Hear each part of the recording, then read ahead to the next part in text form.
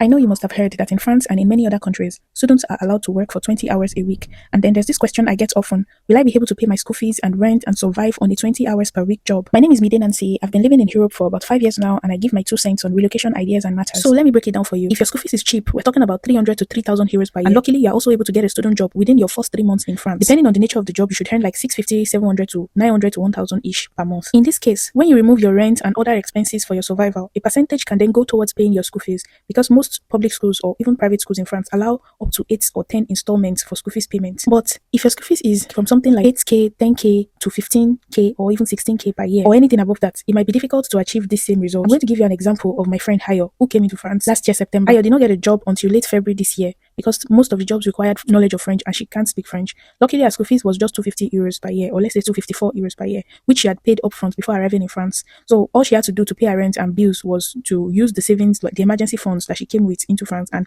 her parents from home were also helping, and her friends here, we also kind of supported her here and there. So let's imagine if our school fees was like 12k or even 15k and she was giving up to 8 or 10 installments to pay her school fees, and she didn't have that money, she wouldn't have survived in this situation. So to answer the initial question, for France, I'll say 20 hours job per week won't be enough to pay your school fees and rent plus other bills. But depending on how much your school fees is and how fast you are able to get a job when you arrive, it might be possible. But as I always say, everyone's story and journey is different. We're all going to tell different stories. So always prepare ahead. Have enough money as your emergency fund just in case you don't get a job quickly, whatever the case may be. And I hope it works for you. You can ask me any question in the comment section. I'll be answering all the questions I get in the next 24 hours. I'll see you in the next video. Thanks for watching. Bye.